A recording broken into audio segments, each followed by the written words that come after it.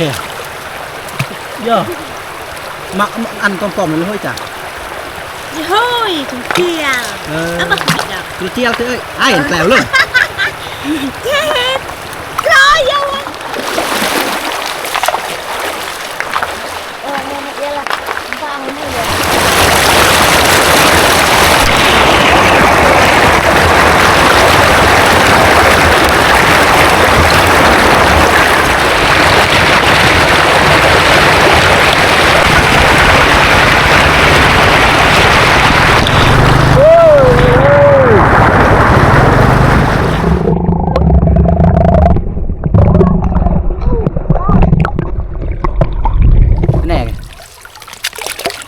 คือไหนก็ไหนอันเนาะบ่อน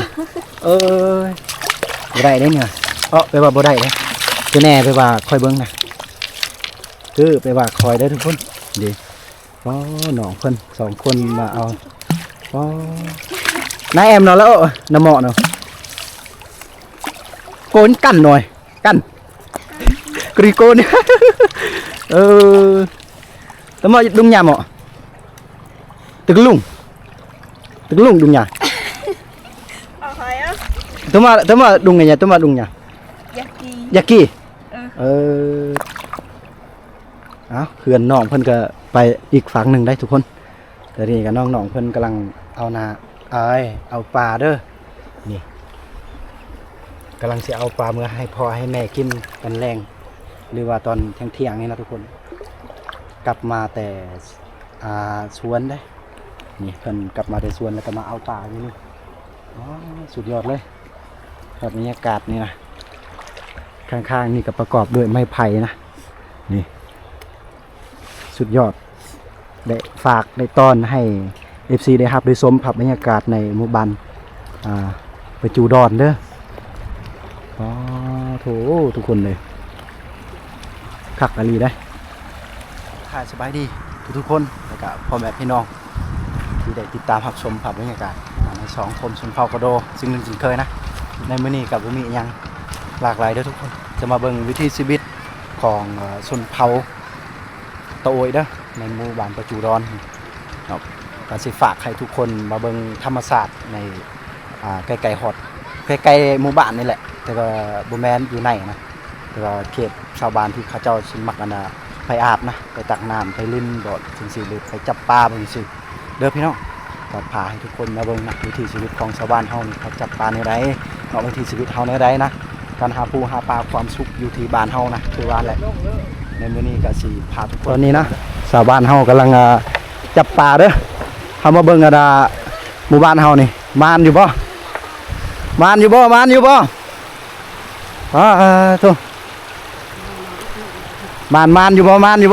ฮะ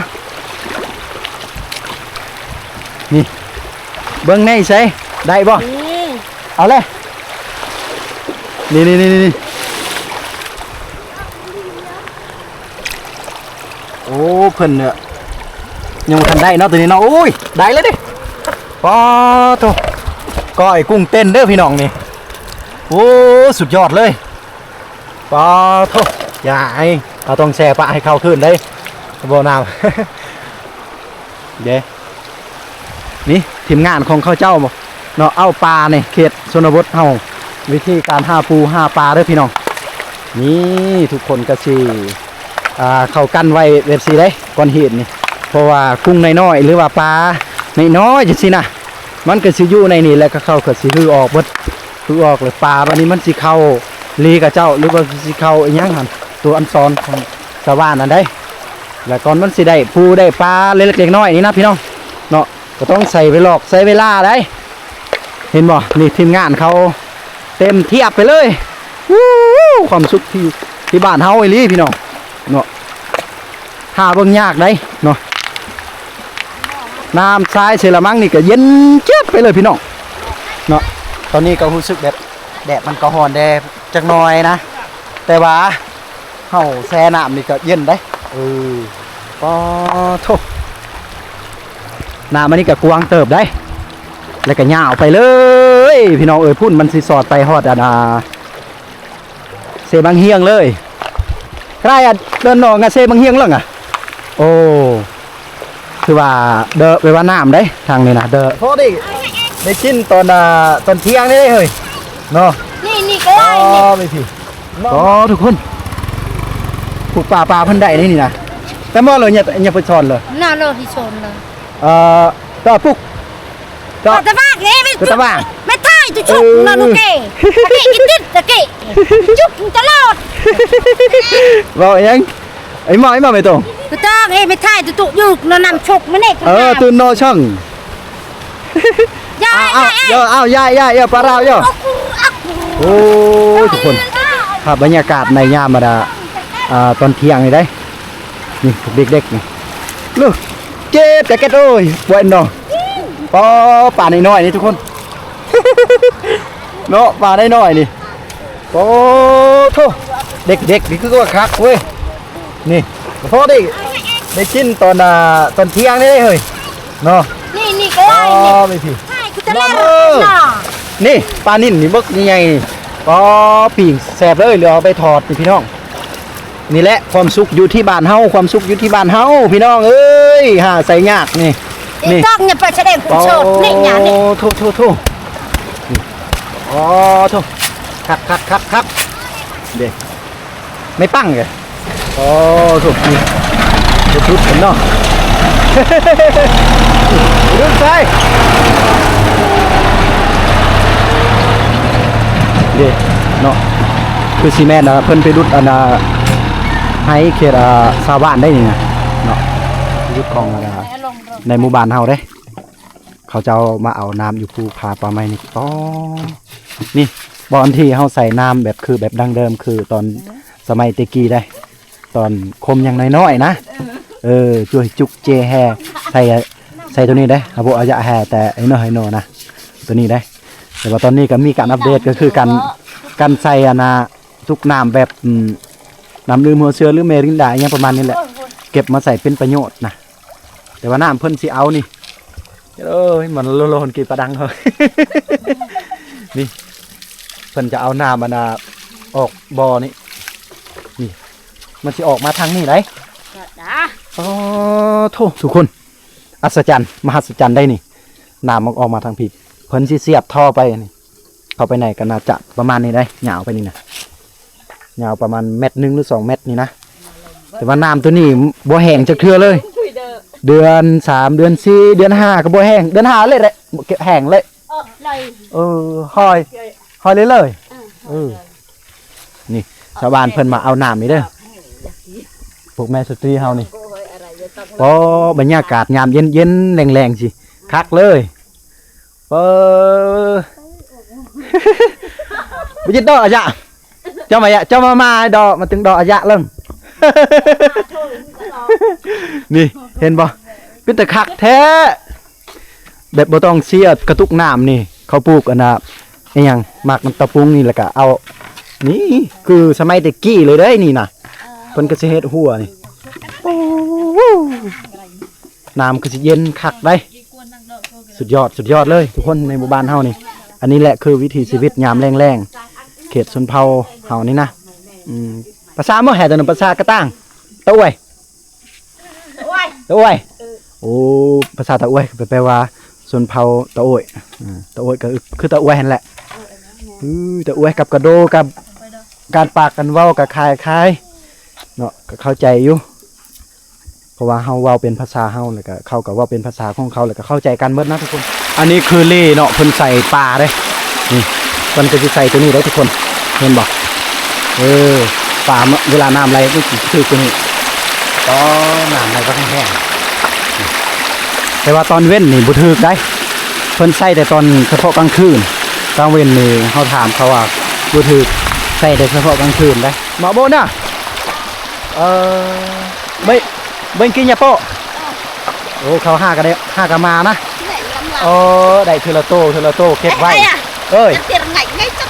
หลอกยาบ่มกรอแล้วง่ายดอกกรอมากรอมาโลหลังมาคันโยโปตัวเกพี่พี่น้องพี่น้องอันตัวนี้นี่เพิ่นของไผของมันได้เพิ่นเฮ็ดนี่นะหินนี่ได้เห็นบ่ของไผของมันเวลาเขาไปจับปลานะ ถ้าผู้อื่นแบบไป มาเลยโผล่มาเลยจ้า หมาดโพหมาดจาแปลว่าเฮ็ดของไผของมันนะถ้าผู้อื่นไปเฮ็ดไปเอานี่หายได้ถึกใหม่ได้ อย่าถูกเจ้า ประมาณนั้นได้เพิ่นตอมแปลว่าปรับใหม่มานางกินง่ายกี่ มา อันกินง่าย อันนั้นอันพัน อันโยฮี เยาหญ้า ก็ยา นั่นก็ยา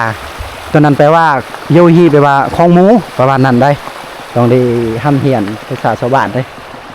มุนเนยเนี่ยตะมาดมุนตุ นั่นแล้วก็ ก ยาคือก ระโรกแปลว่าไอ้หยังเพิ่นเอิ้นนี่นะ จอมเราดอกกระโรกมาเราดอกกระโรก เลยหาย เออ ไม่ได้ไอ้อะ เลยจอมมี่ ไม่ โรโยกูไปไว้เนาะเฮ็ดแบบไผบ้านนี่นะทุกคน อันจะเรียกมันชื่อนะคะ เลยจอมเลยเดี๋ยวเฮ็ดของไผของมันได้เวลาได้ปลานี่เพราะว่ามึงโนแม่นเฮาสิไปเอาสะสายอย่าคล้ายคือเอาสองงวนไว้นะทุกคนมาน้ำกันกับไอ้คิโต้วิธีไทยบ้านเด้อฝาก FC ของคมชนเผ่ากระโดฝากไปติดตามไปให้กำลังใจให้ไอ้คิโต้วิธีไทยบ้านเด้อทุกคนจะเป็นทีมงานคมเผ่ากระโดเด้อเป็นทีมงานของชนเผ่ากระโดคือตัวนี้โนเนี่ยเยอะเนี่ยตัวมา ย่อ เยอะโอ้ตัวนี้คือว่าเพิ่นเอาหมดเลยได้นี่นะแบบเฮ็ดของไฟของมันคือว่าแหละนะกระรอมาดิมากระรอมาดิกี้เฮากำลังถามว่าอนาของแม่นี่ไปหอดใจนี่เนาะของแม่นี่ไปแต่หอดนั่นน่ะก็สิแล้วได้มาเยอะใจเด้อเล่นมาอยู่ในบ่นเละดาเดือดเละคันนี้เละ ได้แต่ดู ขอโทษ ป่วย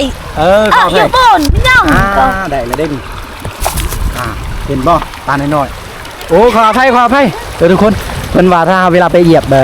ปลามันสิหนีไปเบิดได้ห้ามไปเหยียบนะขอโทษขออภัยเห็นบ่พี่น้องทมิดมันก็สิยาวแต่พุ่นเด้อมันก็สิยา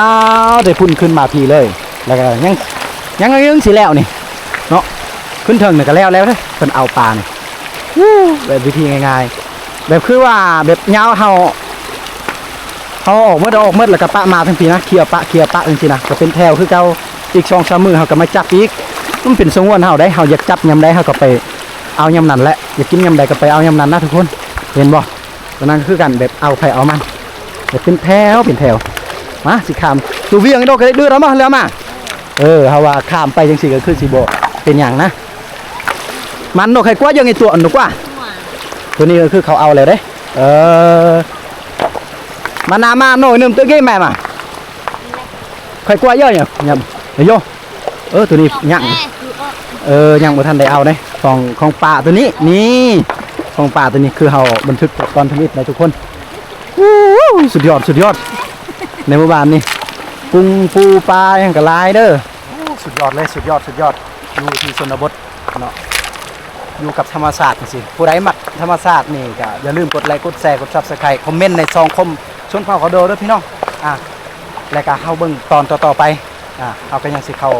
ไปในหมู่บ้านอีกหลายวิธีนะหลายหมู่บ้านเข้าไปเฮาก็จะได้เห็นความแตกต่างเนาะในแต่ละหมู่บ้านก็บ่คือกันอันนี้คืออีกแบบนึงวิถีชีวิตของชาวบ้าน